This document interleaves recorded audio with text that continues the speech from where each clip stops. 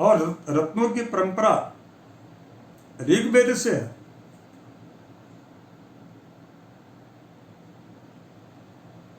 और ऋग्वेद में कई बार रत्न शब्द का प्रयोग हुआ है। यहां तक कि पुराणों में यदि हम देखते हैं तो पुराणों में भी रत्नों का जिक्र आता है। जितने भी प्रसिद्धि प्राप्त जो राजा हुए हैं, उन राजाओं के या तो मुकुट में या उनके जो है अट्टालिकाओं में या उनके दरबार में जो लगे जो स्तंभ हुआ करते थे, उन स्तंभों में या उनके राज दरबार के उस जो है फाटकों में रत्नों का कुछ रत्न जड़े रहते थे। कुछ राजाओं के द्वारा तो रत्नों का इस प्रकार से उंगलियों में रत्न धारण भी किए जाते थे। उससे उनका वैशिष्ट्य बढ़ता था, उससे उनका व्यक्तित्व पूरे और उनकी प्रतिभा पूरे आलोक में प्रकाशित होता था। अर्थात रत्नों की उपयोगिता तो रही है निसंदेह। बाद में चल करके कुछ लोगों के द्वारा, कुछ वैज्ञानिकों के द्वारा इस पर शोध किया गया, जो शोध जो है बड़ा ही चौंकाने वाला शोध था। कई बार हमसे लोगों के द्वारा प्रश्न होते हैं, जब भी मैं इस प्रकार का रत्न का उपाय जब बताता हूँ तो कई लोग तो बड़े सहज भाव से उसको स्वीकार करते हैं। कुछ ऐसे भी तार्किक प्रवृत्ति के अपने सनातन धर्मावलंबी मित्र होते हैं कि उनको संतुष्ट करना पड़ता है। लेकिन मैं आपसे आग्रह करूं, मैं कभी भी अपने विचार को किसी दूसरे के विचारों पर थोपता नहीं, बल्कि साइंटिफिक ढंग से जो सत्यता है, प्रमाण युक्त है, मैं उस जो है विषय को रखता हूँ। रत्न काम करते हैं या नहीं करते हैं, प्रायः सवाल आते ही हैं ज्योतिषियों के पास। और वह रत्न कितना प्रतिशत काम करता है, कब तक काम करता है, इन सब चीजों का काम रत्न करता है या नहीं करता है। कुछ लोग बोलते हैं नहीं, हम लोग रत्नों को मानते ही नहीं, और बहुत लोगों की ऐसी आस्था के बिना रत्नों के वो रहते ही नहीं। अर्थात वो जो है कुंडली जब भी दिखाने आते हैं तो उनको रत्न उनको बताना ही पड़ता है। आदि विषय है। तो मैं आपको बताऊं, इस पर एक डॉक्टर ऑस्कर का एक जो है उनका रिसर्च है। डॉक्टर ऑस्कर चूंकि मूलतः रहने वाले अमेरिका के थे और इनके द्वारा तरंगों पर अध्ययन हुआ। इन्होंने तरंगों पर जब अध्ययन किया तो तरंगों के मध्य संतुलन का एक अच्छा प्रयास इन्होंने किया, यानी कि दो तरंगों के मध्य का संतुलन, अर्थात जो है एक तरंग ऋणात्मक और एक तरंग जो है धनात्मक, इन दोनों का संतुलन कैसे, ये दोनों तरंगे संतुलित कैसे रहें, इस प्रकार का उन्होंने अध्ययन किया। उसके लिए उन्होंने विभिन्न और उसी के आधार पर, उन्हीं के सिद्धांत के आधार पर जो है विभिन्न ग्रह, जैसे सूर्य है, चंद्र है और मंगल है, बुध, बृहस्पति, शुक्र, शनि, राहु और केतु, इन 9 ग्रहों के लिए जो है लिए जो हम रत्न हम लोग पहनाते हैं, जैसे सूर्य के लिए माणिक्य हो गया, चंद्र के लिए मोती हो गया, मंगल के लिए मूंगा हो गया। तो उन उंगलियों में जो हम रत्न पहनाते हैं, बुध के लिए पन्ना हो गया, बृहस्पति के लिए पुखराज हो गया, और इसके पश्चात जो है शुक्र के लिए हीरा हो गया,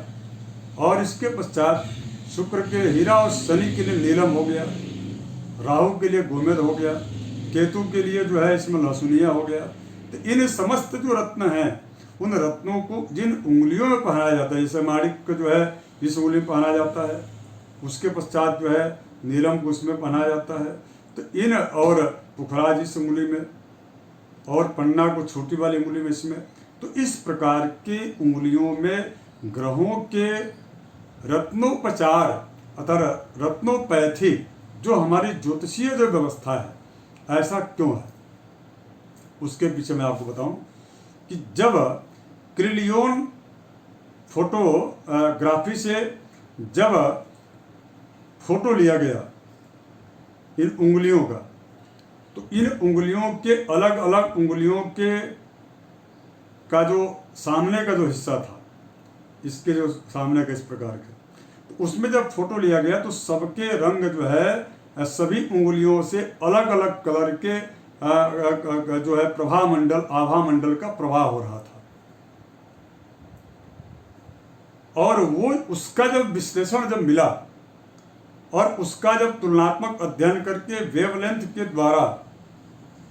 कलर के माध्यम से उन तरंगों का जब अध्ययन हम करके उसका जब संतुलन और संतुलित करने के लिए जब वेवलेंथ के आधार पर जिस प्रकार से ऋणात्मक और धनात्मक जो है वेवलेंथ में इसके बहुत विस्तार से चर्चा करने वाला हूँ। चूंकि रत्नोपैथी या रत्न चिकित्सा या रत्न को धारण करने के लिए ज्योतिषी के द्वारा जो बताया जाता है वो साइंटिफिक है और इसका लाभ 100% है। यदि कोई पूछे कि वह इसका लाभ कितना प्रतिशत मिलता है, मैं कहता हूँ इसका लाभ जो है 100% है। किंतु रत्नों का चयन करने वाला वह ज्योतिषी कैसा है, रत्नों को धारण करने के पश्चात की जो क्रियाएं हैं उन क्रियाओं को वह व्यक्ति जो धारण किया वो करता है कि नहीं करता है, इन समस्त चीजों का भी इसमें बहुत ही मायने रखता है। तो क्रिलियोन जो कैमरा है उसके माध्यम से जब फोटोग्राफी की जाती है तो इन समस्त जो है उंगलियों के में से कुछ जो है आभा मंडल जो है उसमें से प्रवाहित होती है और उसमें तर्जनी जो उंगली है, ये जो तर्जनी उंगली है, इस तर्जनी उंगली के अग्रभाग से नीले रंग का जो है आभा मंडल प्रवाहित होती है।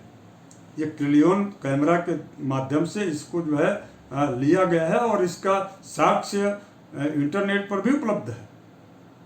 आसानी से पढ़ा जा सकता है। इसीलिए इस नील वर्ण ऋणात्मक जो है जो नील वर्ण है ऋणात्मक, इस नील वर्ण की ऋणात्मकता को खत्म करने के लिए जिसका वेवलेंथ जो है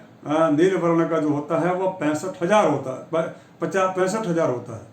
और 65,000 के ऋणात्मक वेवलेंथ को उसको पुनः धनात्मक यानी कि आपकी कुंडली में यदि शनि की स्थिति खराब है, शनि की कुदृष्टि आपके कुंडली में है, तो आपको जो है उस ऋणात्मक शनि के कुप्रभाव को खत्म करने के लिए जो ये तर्जनी जो उंगली है, इस तर्जनी उंगली में आपको 70,000 के वेवलेंथ वाला एक आपको जो है पुखराज रत्न जो है जो 50,000 का वेवलेंथ करता है उसको आपको धारण करना पड़ेगा, तब जा करके आपको जो है बृहस्पति आपका उच्च होगा, शनि की स्थिति आपकी जो है न्यून होगी। इस प्रकार से रत्नों की चिकित्सा, रत्नों के माध्यम से रत्नों को धारण करने का विधान बताया गया है। तो कुल मिलाकर के मैं इस वीडियो में ये बताने का प्रयास कर रहा हूँ कि तर्जनी उंगली के अग्रभाग से नील वर्ण का एक आभा निकलता है, मध्यमा उंगली से बैगनी कलर का निकलता है और रक्त वर्ण जो है अनामिका, ये जो उंगली है अनामिका, इस उंगली के अग्रभाग से रक्त वर्ण का की जो है प्रतिभा आभा निकलती है, प्रवाहित होती है। कनिष्ठिका उंगली से हरित वर्ण का, इसीलिए कनिष्ठिका यानी कि छोटी सी उंगली में हरित यानी कि पन्ना रत्न को इसी में धारण करना चाहिए। और तर्जनी उंगली जो होती है इसमें अग्रभाग में नील वर्ण का आता है यानी कि शनि का, तो शनि और ये बृहस्पति और जो है शनि, ये दोनों का तुलनात्मक जो है देखा जाए और तो निश्चित रूप से इसमें जो है शनि को, चूँकि शनि चूँकि पापक ग्रह होता है, तो शनि के पाप फल को, शनि के कुप्रभाव को दबाने के लिए बृहस्पति के लिए इस उंगली में उसका धनात्मक स्थिति में लाने के लिए उसको शनि को जो है बृहस्पति के लिए पुखराज से जो है उंगली में पहनना चाहिए। इस प्रकार का यह साइंटिफिक रीजन है। इसलिए रत्नों को धारण करना निश्चित रूप से